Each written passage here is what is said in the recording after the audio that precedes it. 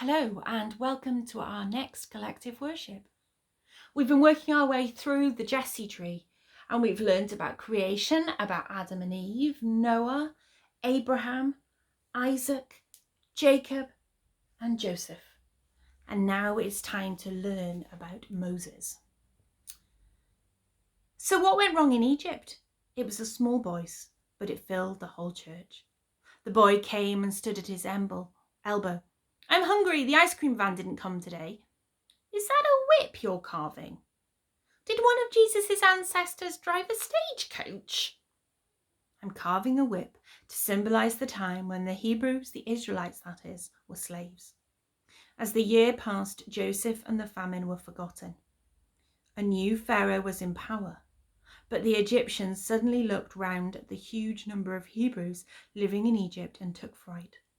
So they made the Hebrew settlers their slaves and worked them like pack animals or farm beasts. But God had a rescue plan, I bet. Naturally. Jesus?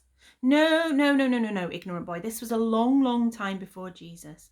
This time, God saw his chosen people were in trouble and he sent Moses.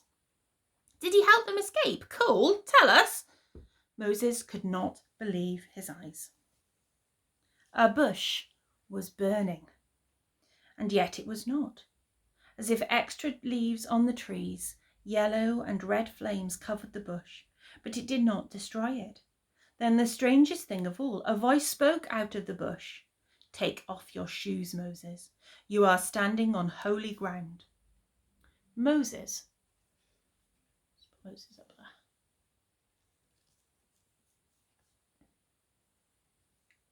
Shuffled out of his sandals, never once taking his eyes off the burning bush. I am the God of your ancestors, the God of Abraham, Isaac, and Jacob. I have heard the voices of the children of Israel crying out to me for help. So go to Egypt, Moses, and tell the Pharaoh to let my people go. These were not words Moses wanted to hear. Oh, he was an Israelite himself, and he knew very well that they were suffering. He'd grown up in Egypt, not as a slave, but in Pharaoh's own palace, adopted by Pharaoh's daughter. Just once he had stood up for his fellow countrymen. He had killed an overseer who was beating a Hebrew slave to death with a whip. For that Moses had fled from Egypt as a hunted criminal. I can't, I'm sorry, you're asking the wrong... You shall. I have chosen you to speak for them and to fetch my people out of slavery. Find your brother Aaron and take him with you if they feel the need of his speech. I shall be with you both. Go. So Moses gave up his safe little life tending sheep and went back to Egypt, where his fellow Israelites toiled all day under Egyptian whips. The God of Israel says, let my people go, says Moses nervously. Pharaoh laughed.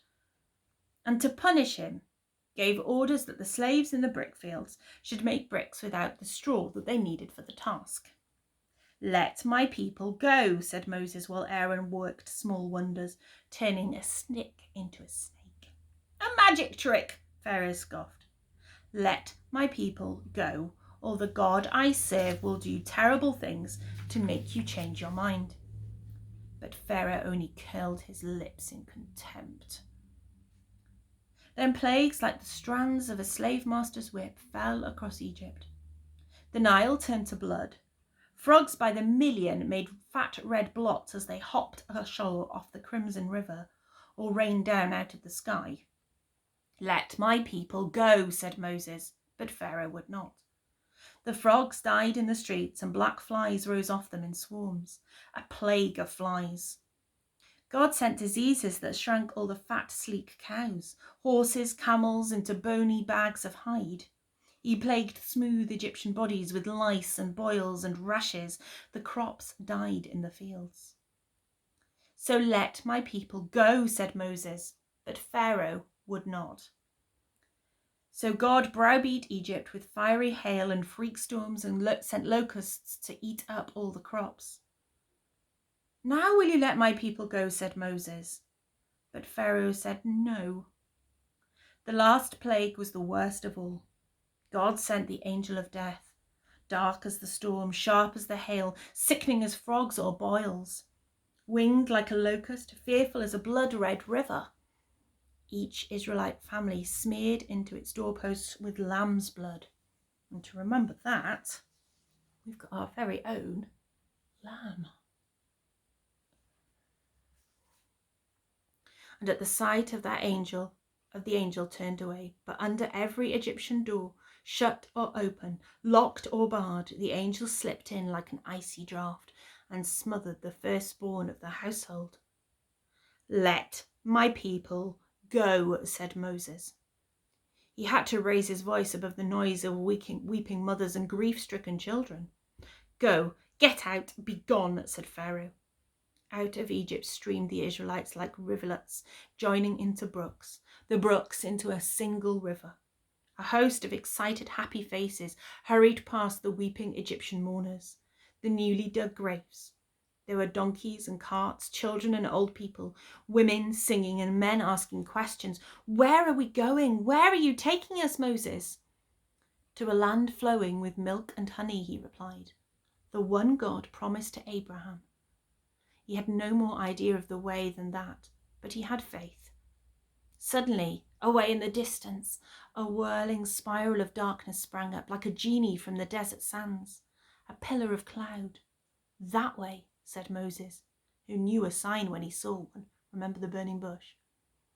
The pillar of cloud led the way by day, and a pillar of fire after dark.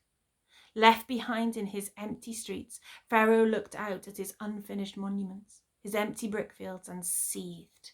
"Why did I give in to that Hebrew? Why did I let them go? Fetch them back," he told his army. "Fetch them all back." At the shores of the Red Sea, the war chariot caught up with the runaways. The whirling pillar of cloud placed itself behind them like a mother shielding its child, but the children of Israel had their backs to the sea and nowhere to run. Now Moses stretched out his shepherd's staff, the one that had turned the Nile to blood, and he struck the shallow surf, slowly sucking and shifting the shingle. The waves writhed like two sleeping people rolling away from one another. The two sides of the sea rolled apart, leaving a path of glistening wet sand, rocks, starfish, and weed. The fleeing Israelites started along this corridor, through the ocean glass-walled with water 50 fathoms high. They carried their children, their lambs, their bundles, held their breath between their teeth. The watching Egyptians grasped at the sight of the sea splitting in two. Chariot horses trembled in their traces, then the pillar of cloud vanished. "After the men!" Soft sand sucked at the chariot's wheel, but in the Egyptians plunged into the heart of the hollowed sea. "They're coming after us," cried the Israelites, looking back over their shoulder, breaking into a run. They ran and they stumbled and they clambered out onto the sunlit stones of the far shore. Then the walls of the water crumbled and the waves remembered to break, like curtains being drawn closed. The two sides of the ocean rejoined. The seething foam tumbled with Egyptian wheels, helmets, reins, curses, whips, swords, and prayers. On the far side of the sea, the children of Israel lay panting on the shore. Behind them, the smooth and silent sea sighed. Ahead of them stretched the empty desert, humming with heat. After generations of slavery, they were finally free. Free to do what? To go thirsty? To starve? After the happiness, panic quickly set in. The flat, hard bread they had hurriedly baked for the journey was now gone. How far must they travel to reach the land of milk and honey? "Trust God," Moses had said. But for how long? Next morning they woke, and the ground was caked with cobwebs. Or was it thistledown or moss? Hungry little ones plucked at it and put it in their mouths. Mothers snatched it from them, sniffing the strange stuff, and touched it to their tongues. It was food. "Eat," says Moses. "This is manna. God has sent it for you. He has spread the desert like a table for you." The manna wouldn't keep. It was no good stuffing it in baskets to eat the next day. By noon it had withered and shriveled away. But each morning there was more. And so the children of Israel gradually learnt to trust God's promises day by day to feed them, to guide them, and to take care of them. I I found a sandwich, explained the boy, looking over into the pew behind him. Someone's left half a sandwich. He reached for it. You can't eat that. Why? Oh, is it yours? Sorry. No, it's not mine. But you don't know who left it there or how old it is. He watched with disgust as the boy bit into the sandwich, but felt compelled to ask, what is it? The boy shrugged and chewed. Man, a sandwich, maybe? So the last one we're going to hang up about Moses is, I wonder if you can guess. I wonder if you can guess what this one is. This. If you can count them. 1, 2, 3, 4, 5, 6, 7, 8, 9, 10. These are the 10 commandments.